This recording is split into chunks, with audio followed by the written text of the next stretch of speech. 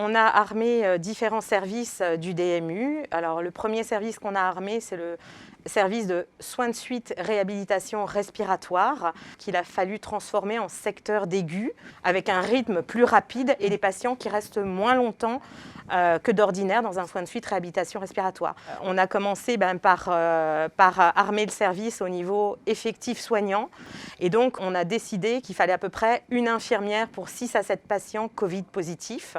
Donc d'abord au niveau effectif, puis ensuite au niveau du matériel. Et puis ensuite il a fallu former les soignants parce que les soignants n'étaient pas forcément formés au type d'isolement dont on a besoin dans le coronavirus, et puis à la bonne gestion des masques et du matériel. Les patients nous sont adressés d'une part par les urgences.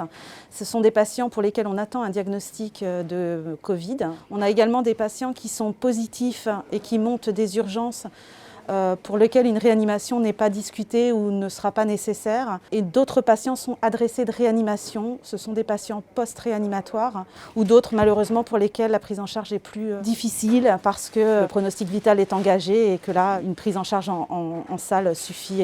Nos patients sont suivis par notre équipe médicale quand ils rentrent à domicile, aussi par le logiciel Covidom. S'ils ont besoin d'être réhospitalisés, on les réadmet rapidement. Quand on a un malade isolé et qu'on est soi-même protégé, la relation est plus compliquée. C'est des malades qui sont quand même consommateurs de soins infirmiers et aussi de beaucoup de nursing. Ça renforce la sensation de besoin d'être accompagné, de communication. Et c'est les soignants qui apportent tout ça parce qu'il n'y a plus les visites.